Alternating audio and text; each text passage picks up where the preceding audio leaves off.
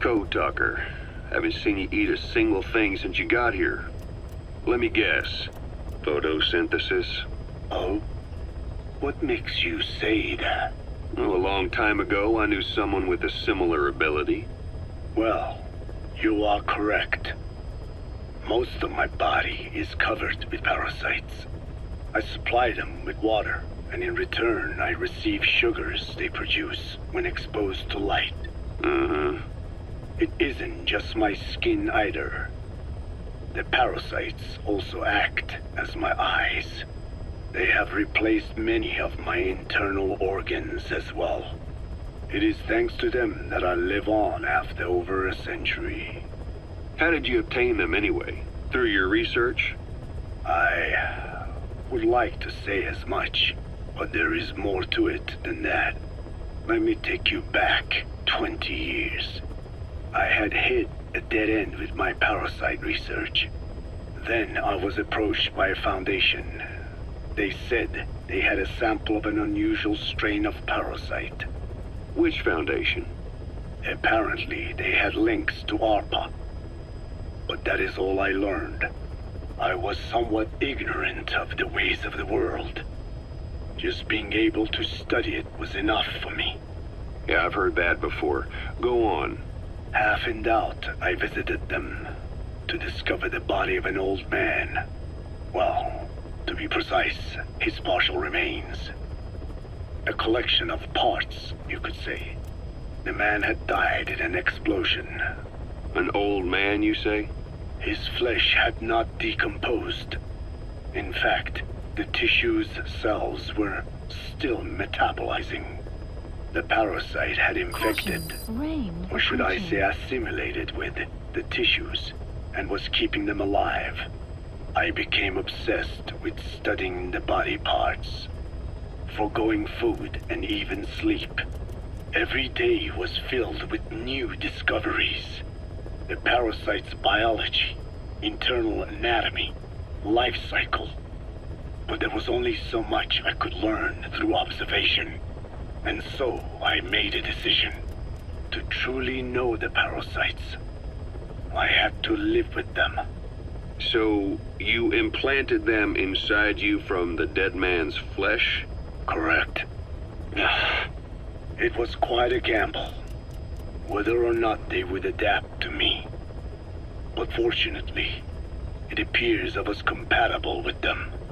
Or perhaps, through my many years of research, my immune system learned to tolerate them. Were they that body's only parasite? Yes. However, there was a separate specimen that supplied its host with adrenaline in response to pain, and yet another that could control insects at will through secreting heterogeneous pheromones. I wanted exposure to them, to take them into me, but my wishes were denied. Their records, though, provided clues that helped advance my research. Would you care to join me?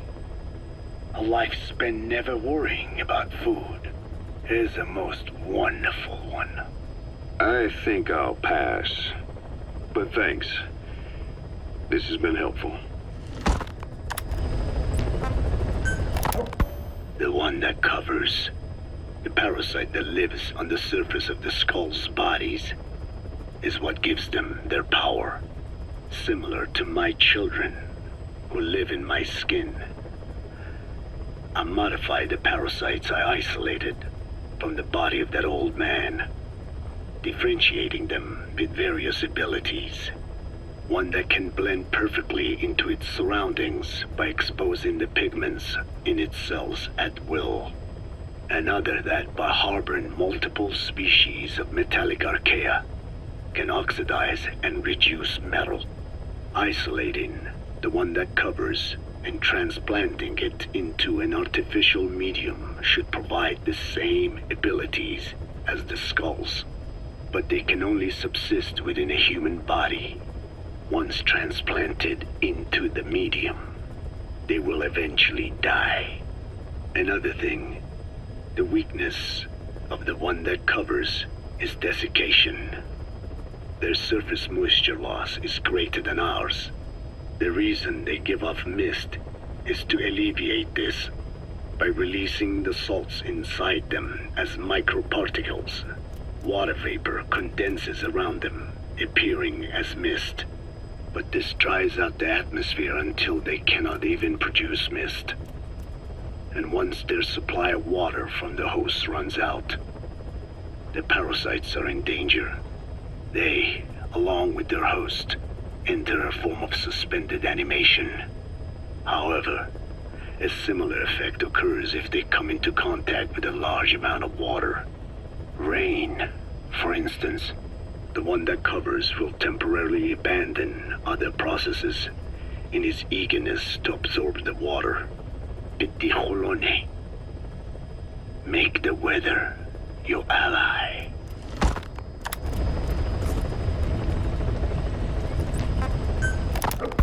There's something I've been wondering.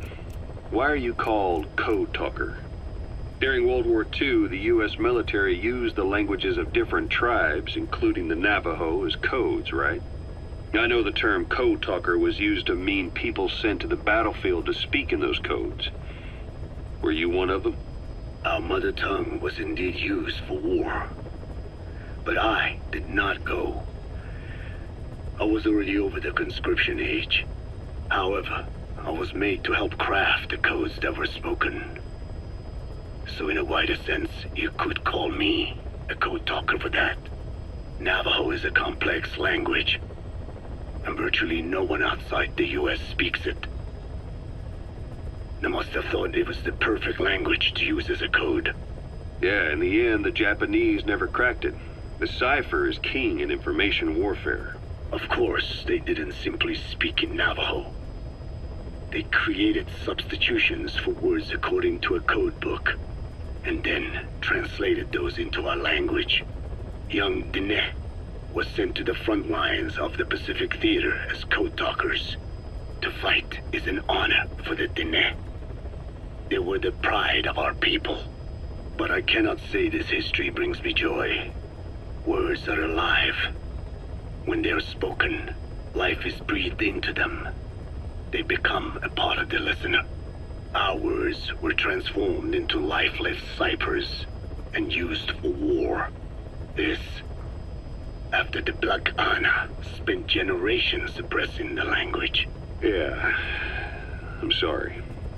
So I guess we shouldn't be calling you Code Talker, huh? No, I do not mind. The reason Skullface called me Code Talker was because I also am responsible for coding language into the vocal cord parasites. I am the same as those young warriors, used for a cipher's sake. I must never forget that. The name, Code Talker, is a lesson carved into my being.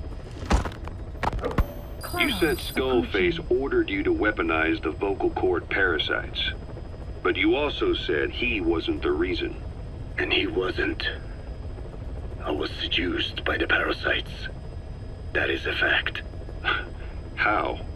You mean from your curiosity as a scientist? That I cannot deny. But there is more to it. The story goes back to the 19th century, to my earliest memory. One day, a man from the government visited our Hogan, our home. I cried as he yanked me from my mother's arms and took me away to an Indian boarding school. From that day forward, I became George. This was the name my teacher gave me. I was forced to give up my Dene name, forbidden from speaking anything but English. If we dared utter a word of filthy Navajo, the teacher made us eat a bar of soap. Yeah, that was the U.S. government's education policy for Native Americans. To erase our words was like erasing our people. Their education was tantamount to ethnic cleansing. Over time, the overt persecution of our language stopped. But to this day, it continues to be eaten away by the lingua franca, that is English. Many of the Dene outside the reservations can speak nothing else. And it isn't just our language. Across the world, minority languages are being destroyed by dominant languages.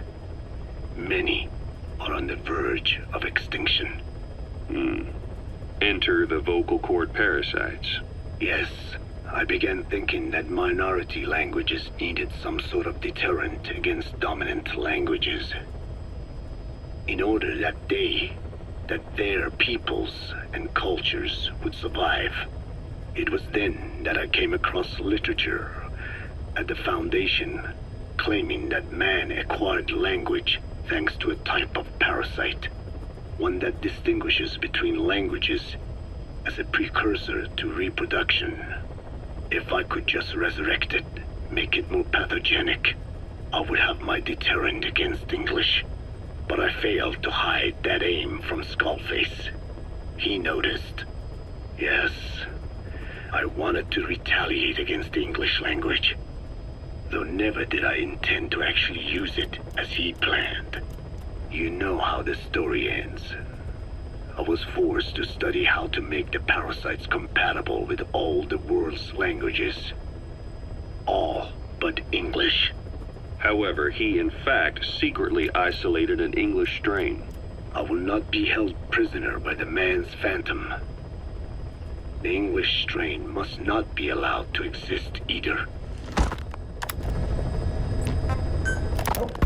I have no doubt Skullface's plan is almost complete. At that point, I will no longer be of use to him.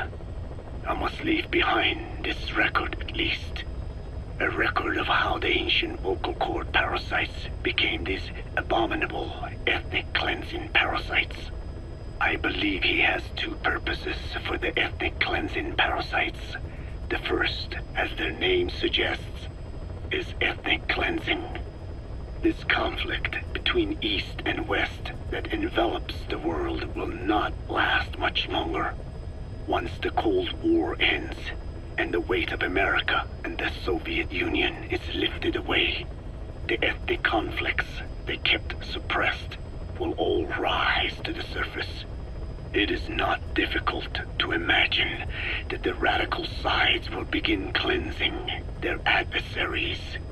But what if an ethnic cleansing parasite matching the language of the aggressors were to be unleashed? The aggressors would be washed off the earth. At the very least, the idea that retaliation could eradicate your people would prove a powerful deterrent. The second purpose is the Englishization of the world. To cipher the organization, this is probably their main use. Man thinks in words, or rather, words are man's very means of thinking. If you erase a word representing some concept, the concept itself disappears from the world. Nishone means beautiful in Navajo, but the image that comes to mind when we say Nishone differs from the Blagana's beautiful. An azure sky, a rolling landscape, lush greenery. The meaning we place in Nishone has its roots in Dene culture. If we lose the word Nishone, the images of our beautiful homeland would be washed away into oblivion along with it, just as Orwell indicated years ago. Cipher, being based in America, is pushing Englishization for this very reason. Suppose all 5 billion people on this planet come to read, speak, and think in English. Their wills could also be streamlined under English. Cipher's control would be all the easier. Economic governance would progress in leaps and bounds. The ethnic cleansing parasites would be a great aid in accomplishing this goal. There is no need to destroy every language besides English. All they need to do is weaken other dominant languages competing with it. Russian, Chinese, Arabic. If people know they risk their lives speaking such languages, they will flock to the lingua franca that is English. Cipher need not even focus attention on smaller languages. After all, they are already being eaten away by English. Business, education, film, commodities. English has permeated every area of global society. I can see this when I look at young Dene. Some of them have already lost their grasp of the Navajo language. It is said that over 2,000 languages of the world are facing extinction. This very moment, cultural concepts and forms of expression are disappearing forever. The spread of electronic networks gives greater meaning to Englishization. Networks have no national borders. By basing them on a single language, they can penetrate deeper into and between people. That basic point of unity provides the ideal environment for someone who aims to control people's wills. But how does this differ from building the Tower of Babel? The ethnic cleansing parasites attempt to rob man of his words. Such irony. It was the vocal cord parasites that gave words to him in the first place. Ancient man had no language. Unable to produce complex sounds due to the structure of the throat, he could communicate only through simple vocalizations and gestures. Then the vocal cord parasites infected his larynx. Man's transition to walking upright did not gift him solely with intelligence, but also with his voice. At the time, the vocal cord parasites never harmed man. They merely took a small measure of nourishment. In fact, you could call it a symbiotic relationship. Some animal species use particular vocalization patterns to attract a female and reproduce. Songbirds, certain insects, and also the vocal cord parasites. The difference is that the parasites themselves did not produce sounds. Rather, they had their hosts, man, do it for them. Once secure on the human host vocal cords, a male vocal cord parasite caused the host to produce a certain sound pattern, something like a warble of a bird. Meanwhile, females parasitizing other host pharynxes need only wait. Upon hearing the sound pattern of an attractive mate, they would manipulate their hosts into making contact with the person it came from. The female traveled through his host's saliva to the other host's vocal cords, where the male was waiting, and the pair copulated. We can only imagine how the female manipulated his host, but it was probably through smell. Smells traveled directly to the limbic system via the olfactory cilia in the nasal cavity. Volatile compounds released by the female would stimulate the limbic system, which controls instincts, making the host feel amorous. This kind of sexual selection naturally led to competition between the male parasites. Males that had their hosts produce sounds perceived by females as more attractive succeeded in copulating and producing offspring. Evolutionary traits caused by sexual selection are curious.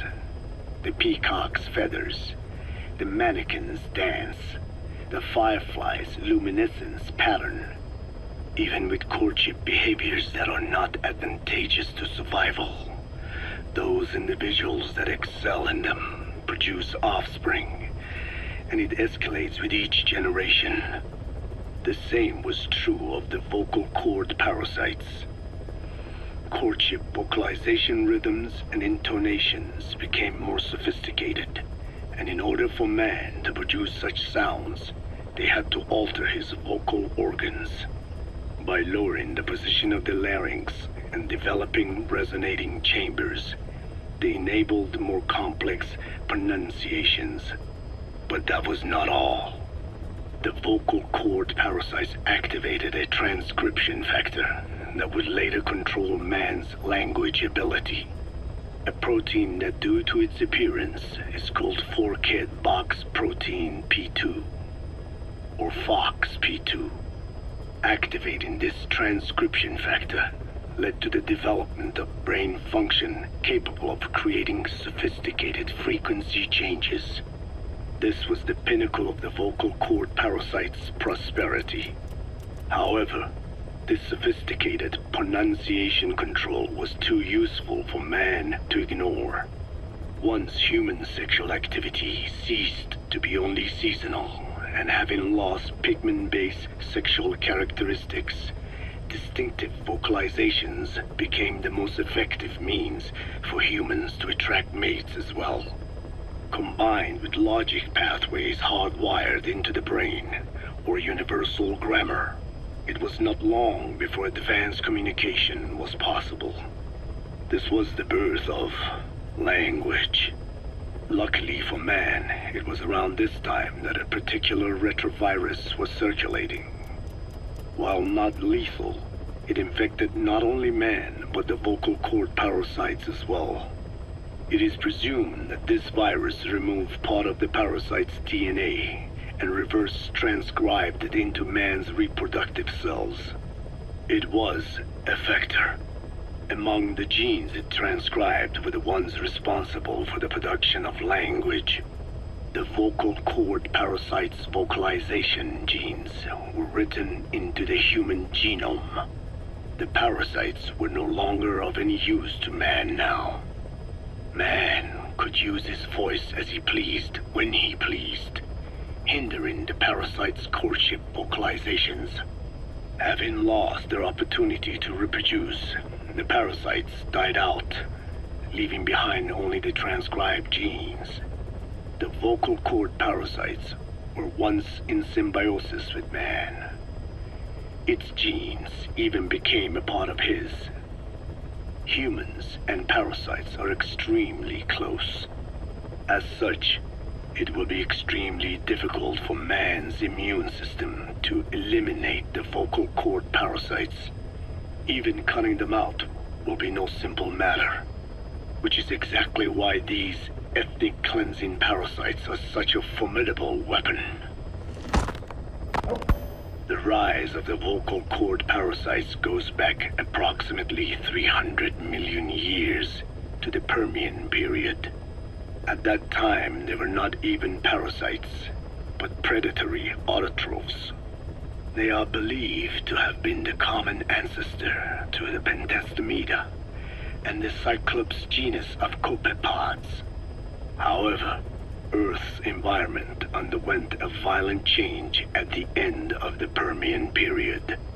The cause is unclear, but evidence suggests that over 90% of the Earth's organisms at that time died out. The most pronounced threat to the proto-parasites was the severe reduction in oxygen concentration. The result was cladogenesis, a splitting that gave birth to a new strain that could parasitize other organisms' respiratory apparatus. This survival tactic helped lower their oxygen consumption, and inhabiting the throat kept them securely in contact with inhaled air. The best survivors were those that parasitized the reptiles that flourished at the time. Entering the Triassic period, the reptiles evolved into dinosaurs, and the proto-parasites shared in their success. Dinosaurs developed respiratory organs called air sacs to adapt to the low oxygen environment. These in particular helped the proto-parasites thrive. But another trial awaited them. The end of the Triassic period saw another drastic change in the Earth's environment. For most parasites, the male and female take the same host. Many are, in fact, hermaphrodites. Originally, the vocal cord parasites were as well. But for any strain to ride out a severe environmental change, it must secure a steady pool of genetic diversity. Another split. Now the newest strain procreated with mates found in other hosts, and in order to increase its encounters with those mates, the new strain utilized the voice of its host. They came to inhabit the host's vocal cords. This truly was the birth of the vocal cord parasite. The parasites developed the host's pharynx to form resonating chambers and used them to produce sophisticated mating calls. The relatively upright posture of the dinosaurs was important in this, because the crooked L-shaped pharynx was more suited to the development of resonating chambers. These developments ushered in a time of great prosperity for the parasites. But for the third time, the parasites had a major hurdle to overcome.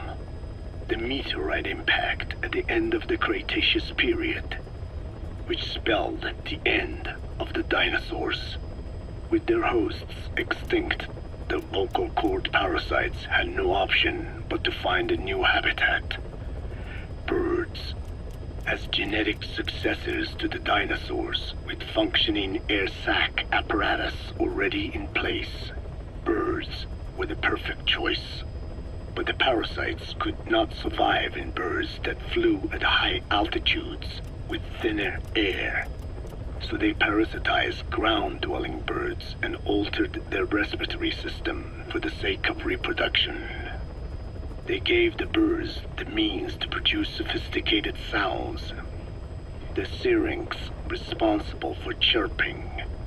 This is the proof that points to activation of FOXP2 in songbirds as well as humans. The Cenozoic Era began with a rise in oxygen concentration, which helped mammals to evolve and increase in size. The parasites then shifted to humans as a more effective host. Humans' bipedal upright walking meant that our throats could support larger resonating chambers. At first, vocal cord parasites entered humans using birds as their intermediate host. But eventually they changed to conducting their entire life cycle within human hosts. What happened next is as I have already described. People took the vocalizing prowess given them by the parasites and made it language, and once the parasites could no longer use it as their mating call, they died out. Or in other words, the parasites overcame all evolutionary hurdles except humanity. Skullface shared his opinion on this matter. He said the Ethnic Cleansers Project was sure to succeed. After all, the parasites had a grudge against us humans. To think we awoke them after such a long slumber, just so they could sate their thirst for vengeance. It is terrible, unforgivable, and yet it is what I have done. I learned of the vocal cord parasite's existence in literature belonging to the Foundation. It was little more than a theory. The question was, why does only Homo sapiens among all primates have highly developed language? Human versus everything else. The missing link between these was the mystery that gave rise to this theory. I was fascinated by the idea of their existence. In the Dene creation myth, the Neo Dene, who first inhabited the world, were insect-like creatures. I came to imagine that those insect-like creatures could be humans living in symbiosis with the vocal cord parasites. But I had not the faintest idea of how I could resurrect them. That is when Skullface came to me. What he offered me was not just assistance with my metallic archaea research. He told me the vocal cord parasites really existed. And not only did they exist, they had already been brought back to life in the modern age. An ancient human cadaver, host to the parasites of the time. Cipher excavated such a cadaver from a permafrost region and isolated the DNA coding of the vocal cord parasites. Naturally, they were long dead and could not be brought back, but there was an alternate vessel they could use. A relative species of the Pentastomida discovered in China. It had adapted to live in the nasal cavity of animal hosts, but its genetic sequence showed signs of common ancestry with the vocal cord parasites. Ontogenesis, the path of an organism to maturity, is like a roadmap of the phylogenetic evolution of the entire strain. Cipher used this to effect a reverse evolution of the modern parasite and resurrect the vocal cord parasites. They interposed a developmental mechanism to the ontogenetic stage analogous to when the relative species first appeared, the point at which it split from the vocal cord parasites, forcing its evolution down the other path, the vocal cord parasite path. The larvae this produced by the vocal cord parasites, reborn. I do not know in detail how Cipher accomplished this, but clearly they have access to high-level genetic technologies. Skullface said it was the work of a genius woman scientist, and that the relative species in question was first discovered by a group once called the Philosophers. I was tasked with modifying the resurrected parasites. He charged me with two demands. First, to add lethality to these organisms that had once lived in peace with man, by unleashing the larvae's latent desire to consume nutrients from the host's lung tissue, making them eat and eat until the lungs were destroyed. Second, to have both male and female inhabit the same host and copulate then and there only when exposed to specific pronunciations continuously over an extended time. What he would do to the Dene if I failed. I had no choice. Originally, the ultimate objective of the ethnic cleansing parasite project was the identification of not only languages, but of actual cultures. Language is deeply connected to ethnicity, but many languages are employed by multiple ethnic groups, and confrontation between those ethnic groups is by no means rare. If the cleanser parasites were to be a deterrent against ethnic conflict, they had to distinguish between groups using means other than pure language.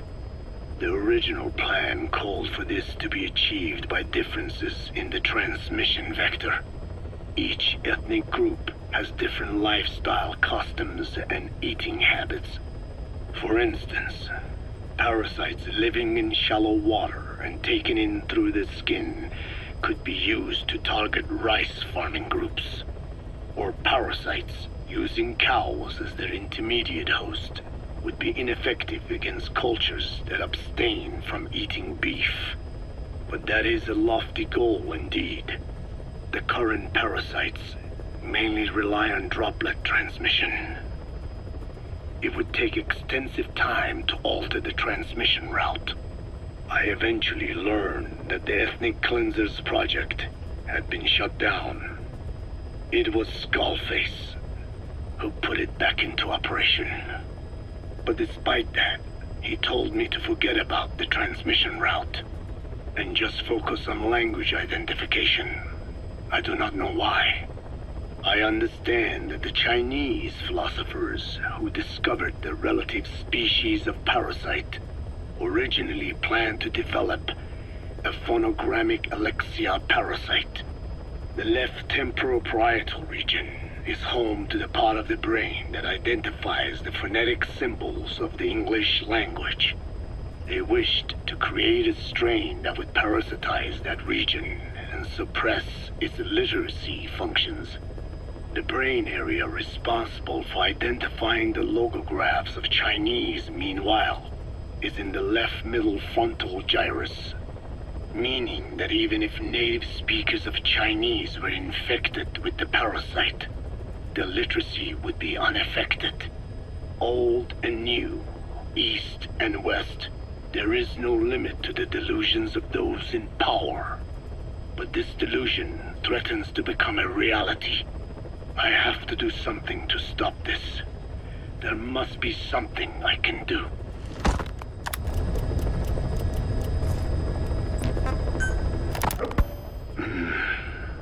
It appears I was looking at things wrong.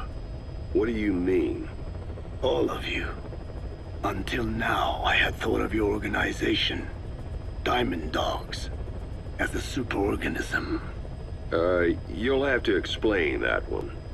The term refers to a unit of eusocial insects like ants or bees. While made up of many individuals, they behave as though they are one organism, with the queen as their nerve center. The close ties you share here reminded me of that. Well, the boss's efforts do pull us all together. I was not finished. I'm speaking in terms of homogeneity.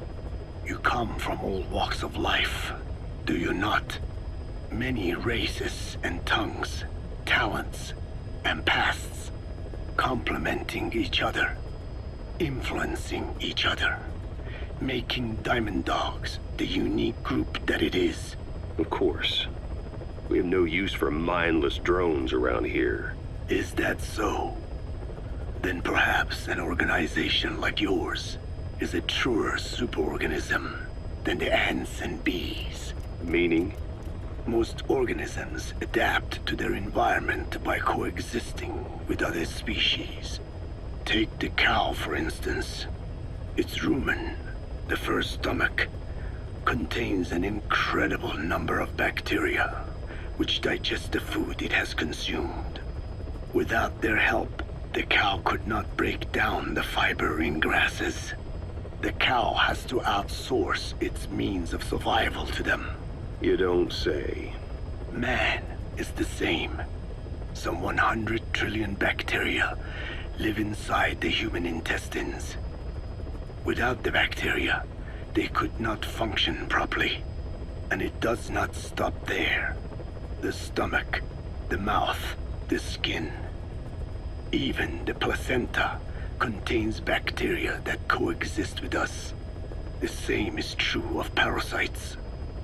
In fact, the human immune system has evolved based on parasites being a part of it. Without them, the immune system can run amok and even damage other parts of the body. This is all very interesting, but what does it have to do with Diamond Dogs? A harmonious superorganism is made up not of a group of homogeneous individuals, but of diverse individuals that complement each other. That is what I saw in your group here. Then it occurred to me that man is a superorganism. Man's phenotype is not determined solely by his genetics. Some say if you mapped the genomes of all bacteria in the human body, the result would be over 100 times bigger than the human genome.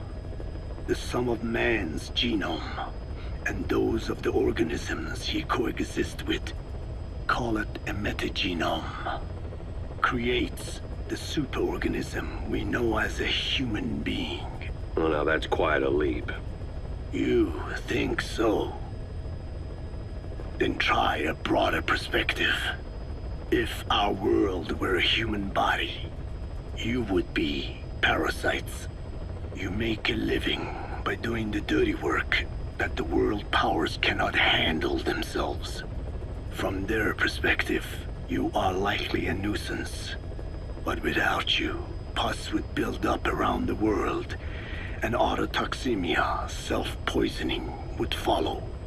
The world needs your kind. Thank goodness for that. Skull-faced forced me to turn parasites into weapons. Creatures with which we are supposed to coexist. Meanwhile, that foundation I worked with focused solely on the human genome.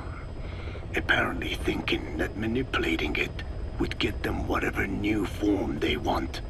Both ways are mistakes. Neither is a true superorganism. I am Dine.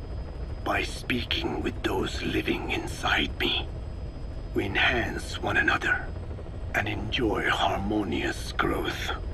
Such was the original purpose of my research. You have made me remember this. Well, it's an honor. You can travel the world, but you won't find another place like this. If the whole world was like this base, I think the peoples of the world would bid farewell to fighting for good. Maybe that's what the boss wanted in the end.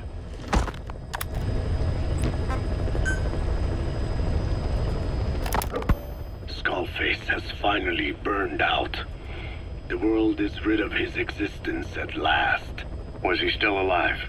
You could say that. But you could also say he'd been dead for decades. What's that supposed to mean? Biologically speaking, it's hard to say how much was his life. Side effects from the treatment? No, the primary effect. Keeping a dying host alive as long as possible.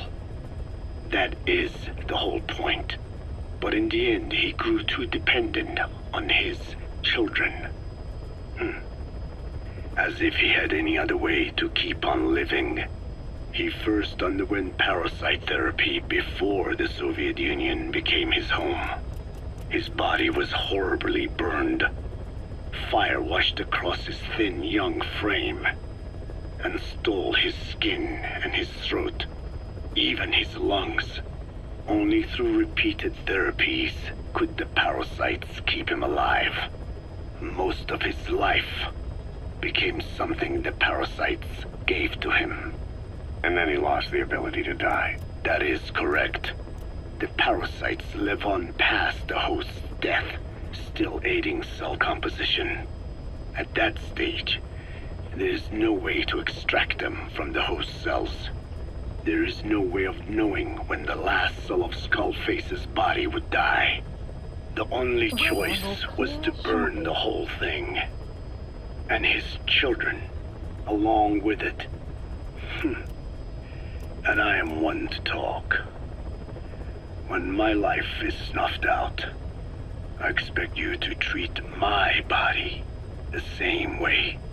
And when I burn, I will truly be one with my children for the first time. You say there were 3 English vocal parasites. According to Skullface, yeah. Skullface had 2 of the English strain with him. You burned both of them. There was an oil fire. I tossed him in. So that just leaves 1. And you tell me Skullface said he used it. He said it was very close to me. Very close. One of your comrades. Or someone ordered to kill you. Or he could have been speaking metaphorically. Metaphorically? Close to your spirit. Close to your heart. Someone who either loves you or despises you. The second one makes a long list. Whichever it is, act with caution. Skullface implanted someone with the English language strain. Who it is irrelevant. Why? I tell you what Skullface really meant. Very close to you means you will be exposed.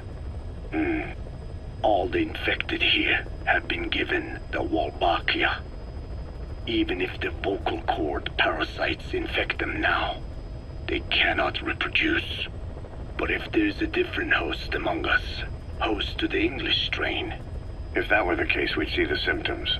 What about the non-English speakers? We have plenty of those, but the staff use English as a common language. But if that someone has not spoken English yet, and begins to speak it now, there'd be another outbreak. The final mating pair of the English strain must be found immediately. Skullface is gone, but his threat still remains. On this base, do you see what the final mating pair is? With him dead, those parasites are the stain he wished to leave upon the world. His thirst for vengeance. In the flesh. Think. Does anyone here bear a grudge against you? Who would target you, specifically? The ethnic cleansers that Code Talker mentioned, they weren't Skullface's true goal. All we have is circumstantial evidence, but here's my theory. It was Cypher who started developing the vocal cord parasites as bioweapons, parasitic weapons, and Africa was the testing ground for them. As Code Talker said, their purpose is the ethnic cleansing of only those who speak a particular language. So they could do a weapon of mass destruction to eradicate specific groups, races, ethnicities, or colonies by the language they speak. Or a kind of absolute language control. Or maybe a tool for those arrogant fools to build some misguided utopia. I can see plenty of uses for them. However, in practical terms, they wouldn't be as dangerous as you'd think. Counteracting the parasites is easy, after all. Cut them out of your throat to save your life, or just don't talk. That also prevents the infection from spreading. So if the international community were to find out about them, they'd no longer be the threat they were conceived to be. In which case, their targets would be limited to minority groups as a deterrent or a terrorist tool. It's hard to imagine Cypher developing something like that as a main weapon for their arsenal. That leads me to think we've only tugged on one little thread in Cypher's grand tapestry. An obscure corner of their work, possibly forgotten altogether. In any case, things changed. When Skullface was forced to relocate to Africa and he saw that thread dangling. All the time he continued that research, he was secretly following his own agenda. The ethnic liberator parasites. His English language strain. Skullface said there were only 3 samples of the English language strain parasite, and I think we can believe him. Bringing his ethnic liberator's plan to fruition depended on creating an English version of the vocal cord parasites at all costs. But an English strain would have been useless to Cypher. Worse, it could have destroyed everything they'd built. It was the one type they couldn't allow. That means Skullface was forced to develop his English strain out of sight of Cypher's network. Naturally, he couldn't use the greenhouse facility Cypher had set up and filled with guinea pigs. Skullface must have found some secret place to create his precious few English parasites, hiding all evidence like a man cheating on his wife. Somewhere, an entirely standalone environment. And when his plan entered its final phase, he must have made the place disappear. Some little room, could be anywhere, but now nowhere at all. We'll never know where he did it, but to elude Cypher's surveillance, it couldn't have been big. I believe Skullface was telling the truth. There were only ever 3 samples of the English language strain. Why activate Sahelanthropus in Afghanistan? This is how Skullface wanted things to play out. The Soviet Union secretly develops a new type of nuclear weapon and successfully deploys it in Afghanistan. Revealing the existence of Sahelanthropus results in a return to the glory days of the Cold War.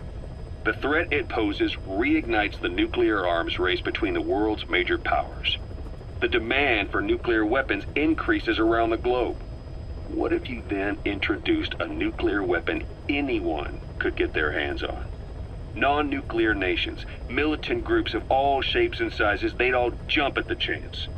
Sahelanthropus was a marketing tool to sell nukes all around the world.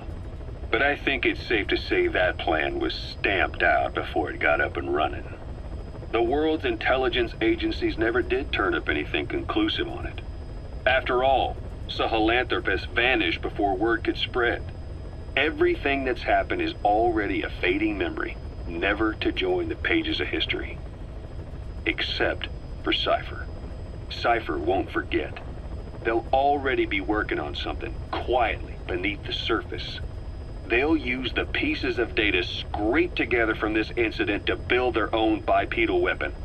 It'll take them a long time to complete it, but for now, the greed sector have found their new life's work. We'll have to be ready too.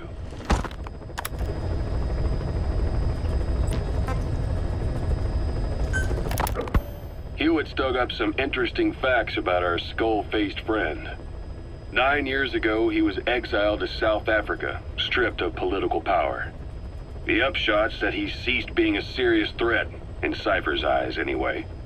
They eased up on surveillance, giving him an opening to establish his own military unit, one that answered to his will alone. Those men likely had no idea their orders were coming from Skullface. They probably didn't even know the organization was a part of Cypher at all. Anyway, it was in South Africa where he found renewed interest in parasites. And when he discovered the vocal cord parasites, he began to make his plan. Wipe the English language out of existence. Free the world, not by taking men's lives, but by taking their tongues. In his eyes, the greatest symbiotic parasite the world's ever known isn't microbial. It's linguistic. Words are what keeps civilization, our world, alive. There was something Skullface said. America is made up of many peoples, but those peoples never mix. Quite so. One nation, home to hundreds of different ethnic groups, many of whom stick to their respective living areas, little colonies, not interacting with other groups, going out of their way to avoid one another, their land, organizations, relationships. Thus, the United States of America is no melting pot. It is more of a salad bowl. It is not made up from one people, but for its minorities to function in society, a common ground is needed. Language. Even if the country is not one. No, because it's not one, a lingua franca is necessary. English. American hegemonism was born from the illusion that English could unite diverse ethnicities. In taking in people from around the globe, America became a microcosm of it. Now the boundaries between it and the rest of the world have become blurred. However different our neighbors may be, English enables us to create symbiotic relationships with each other. If English can bring unacquainted neighbors together in America, this should hold true for the world. This salad bowl that is the world can also become one. A ruler's greatest wealth is not money or land. It is the number of individuals under his control. Subjects who work, consume, are there to be used as pawns in war. For a capitalist ruler, his people's power becomes his power. You are the same. With your diamond dogs, you spin it with your speeches. But what you're doing is bringing as much talent as you can into your little domain. Every person another feather in your cap. Yes, since ancient times, every civilization's ruler has had the same idea. When people unite under one will, they become stronger than the sum of their parts. And the one will is the ruler's will. And what do rulers use to bring people together? Language. In the Old Testament, it is written that only one language was spoken in Eden. A shared tongue that united all of humanity. Mankind eventually grew aware of its power and harnessed that strength to build a tower to the heavens. The mighty Tower of Babel. This angered God, who splintered the language of man, and the tower was never completed. Languages emerged, and the earth was divided as men went their separate ways. Every age is the same. A ruler's first order of business, after conquering new land, is to force his tongue on its people. Ancient Rome, Napoleon, and now Zero. English is wreaking havoc around the world right now. The British Empire tilled the land with war as its hoe, then began planting the seed that is English. Eventually, American capitalism became the new instrument. To play its game of wealth, you only had to abide by one rule: English. By exploiting people's desires, English has become a leash that people gladly wear around their necks, it would seem.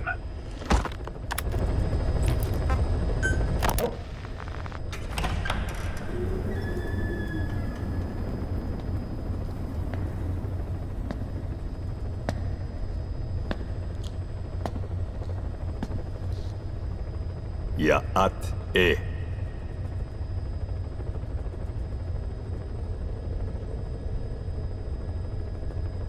You disappoint me. Have you forgotten my face? Leave me be. You won't respond to anyone else, so I figured it must be me you wanted to see. But now you won't even look at me. Have I not suffered enough? Not until you've eased my suffering first. To tell you the truth, old man, I'm in a bit of a bind. It's about your children. You know what I mean? The parasites. The ones that infect a man's throat, killing him if he speaks their language. They must not be allowed to multiply. You are allowed to live only in order to help me. But you don't want to, do you? So why not choose death instead? Because you want to protect the Diné and their land from me.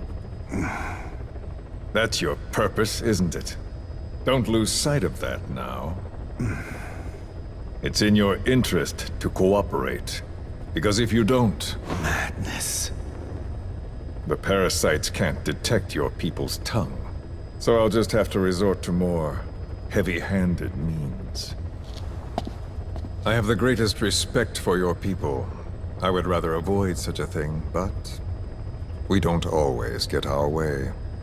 I was born a tiny mote in a mighty tempest, and until those winds abate, all I can choose is how to act when they blow me this way or that. Tell me, Code Talker, what happens to a man infected with a pair of your parasites? Can they be removed? Can the full-blown symptoms be prevented? It is impossible to remove the parasites alone. They have too close an affinity with humans. Then how do you stop the symptoms from developing? All right. I was hoping for an answer now, but perhaps you just need a little more time. I'll be back soon. I've set up shop, not far from here. We'll be seeing a lot more of each other. If you're close by, then it is almost complete. We're in the final phases. All that's left is to see if I can actually disable a nuke, with the help of your metallic archaea. Once that's done, I won't have to return here again, and your suffering will end. As will your people's. We're almost finished, Code Talker. Each in our own way. My only regret will be not finishing you. There's nothing stopping you. I'm only alive because you want me that way. Ridiculous. As you wish. My regret is this misunderstanding between us. You and I, our goal is the same. We should be working together. A symbiosis. You do not know my mind. I simply want the Diné bloodline to endure. Really now? You're just another mote in the storm. How you react to all the slings and arrows, that's what counts. That's why you call those squirming monsters your children. What I have done is forbidden. Forgive me, all of you. The world should be left the way it is. You of all men should know that.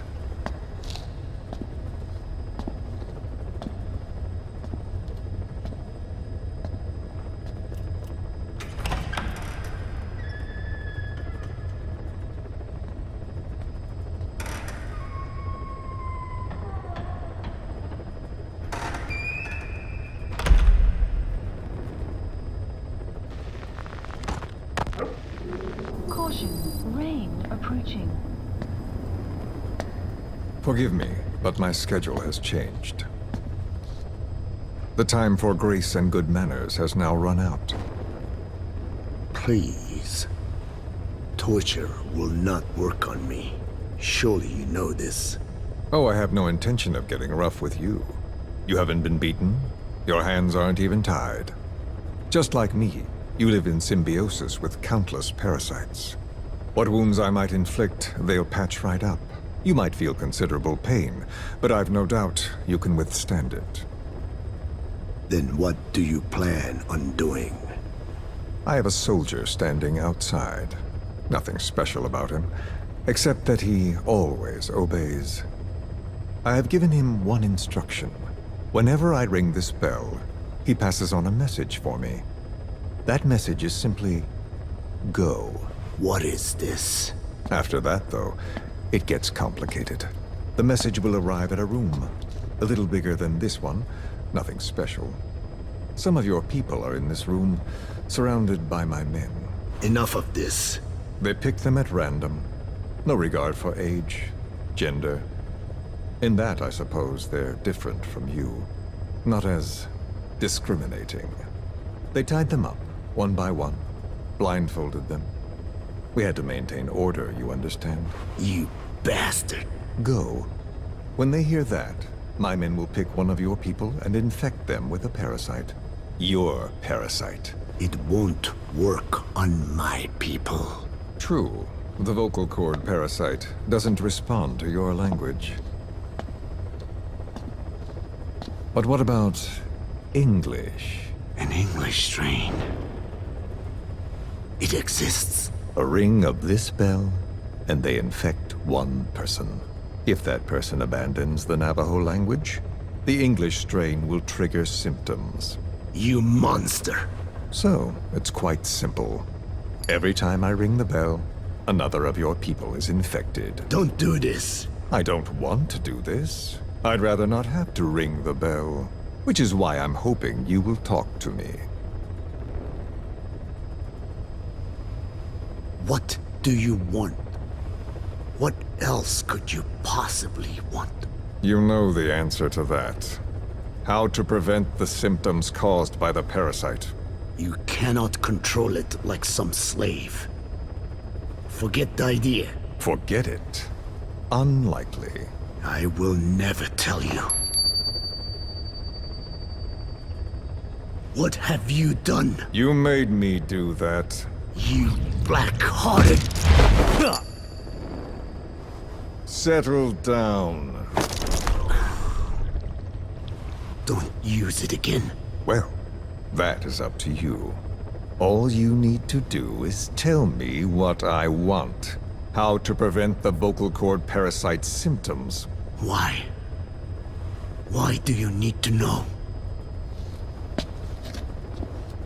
The adult soldiers at Amasa are all dead. What?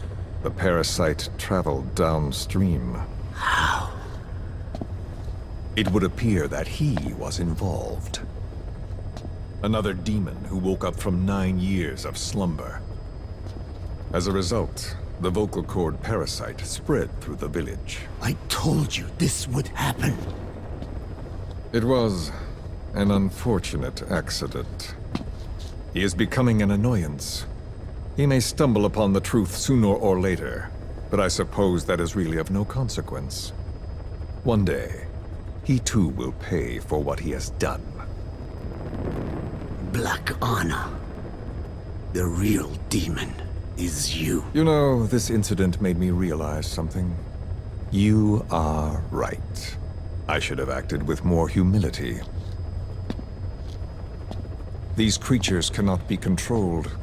All the more reason I require a means to stop them. There is no such way. Oh, really? Wait! Don't ring it again. It is up to you. Out with it! I see now. There must be more to it than that. What? They are in you. You use this land to breed more of my children. And not just here. No. In pursuit of your ethnic cleansers, you sifted through many language strains, finding hosts, breeding more and more. You would have been infected in the process. Infected with countless strains.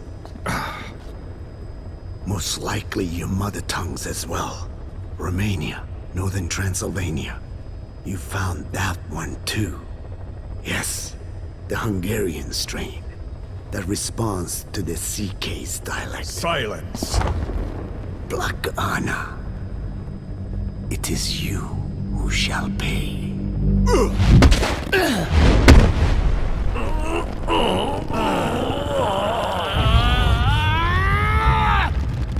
Is this your retaliation, old man?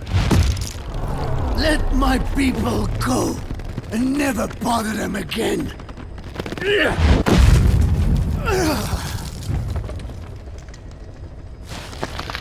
You heard me. What now? What? No! What are you doing? I am not afraid. I probably have every language strain inside of me.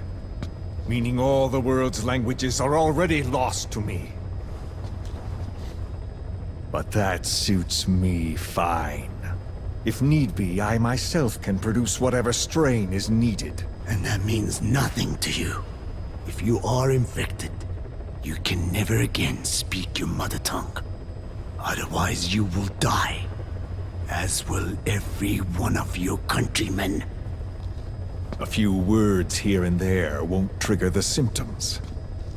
And besides, the time is not yet right to show this face in my homeland. Not until my revenge is complete. Now... Stop! We're out of time. I have to get going. Well... No!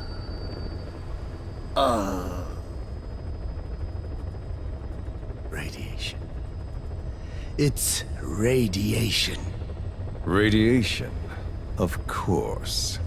So it can be used. But how much? I do not know. Radiation denatures their reproductive cells, preventing them from mating. Same principle as the sterilization technique. The reproductive cells are more sensitive to radiation than the rest of the body. But I have not tested it. There is no telling what mutation could result, or how the host may be affected.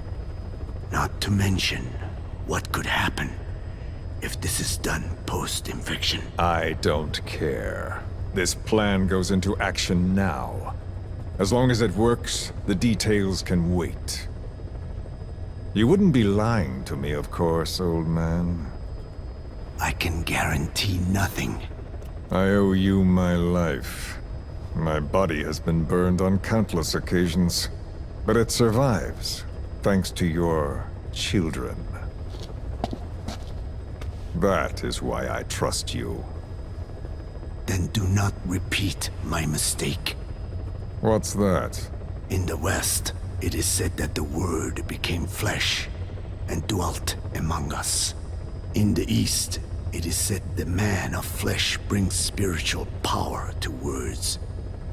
The people knew back then that these creatures carry the gospel. They do not belong in our hands. They must not be touched. How enlightening. I'll remember that. Consider this my thanks. What are you? Catch. No!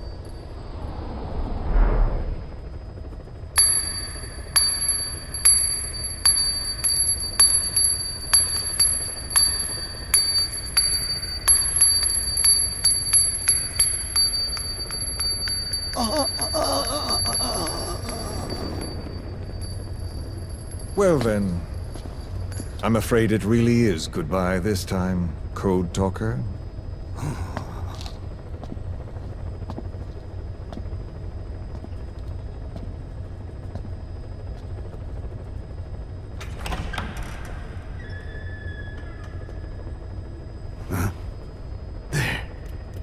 There is no soldier. Huh. Now where did he run off to? Guess he wasn't as obedient as I thought. There never was any soldier. So long. You! How dare you!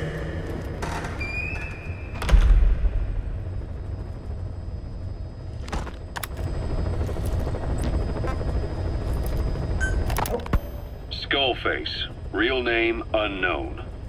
Born in Hungary, more specifically northern Transylvania, after it reverted to Hungary from Romania. While he was young, the country allied with Germany as part of the Axis powers, but later during the war, it came under Soviet occupation. The Hungarians struggled for independence, but the Soviets came down. Hard. Just like he said, time and again the country was ruled by a foreign tongue. When he was a young boy, he lost his native language, the bedrock for any developing child. His country, his family, his face, his identity, everything was stolen from him. All he had left was his skull. Skullface first tried his hand at espionage during all the chaos from the war. Agents, military officials, and soldiers who operated out of Hungary during the war vanished over the course of several months. This Soviet spy hunt rocked the counter-intel world. Mysterious fatal illnesses, accidental deaths, drownings, people having strokes behind closed doors. Just like Stalin, no one knew who was behind it. But all you need to do was look for who had the motive. They were all taken out by a man without a face. And now we've got an idea of how he did it too. He'd gotten revenge for his people, but he wasn't finished. Skullface defected to the West, eventually ended up with the SAS. That's where he met Zero. It's possible he began planning this whole thing back then. It's hard to say. In any case, Zero made him his XO. He always did have a thing for oddballs. But this one was set to lead a unit no one else would know about. When Zero created Fox, he also formed XOF as a support team. An unconventional special forces unit designed to support Fox, make it stronger, with Skullface giving the orders. Zero never even told the boss about it, nor the CIA, naturally. If Fox was Zero's silver bullet, XOF was the recoil when he pulled the trigger, just like Newton's third law. While you were with Fox, Skullface was operating behind the scenes, sometimes as your backup, sometimes as a mole or a scout, sometimes as your cleanup crew. Fox's tail, making sure the mission succeeded and that you survived. We only have his word to go on, but Skullface's goal was revenge against those who'd use language to subjugate people. Those corrupting a people's identity by forcing a new tongue on them. Those using the power of language to control information. Naturally, that set his sights on Zero. To Zero, English was simply the most convenient code. But to Skullface, English was a parasite, And by eradicating it, he'd stop the world from being eaten away. If that didn't work, he was ready to see the world scorched by nuclear fire. To save language, culture, and race from annihilation, he was willing to overstep the hands of the doomsday clock. That is, of course, if you believe anything he had to say. You can't touch this. You can't touch this. You can't touch this. You can't touch this.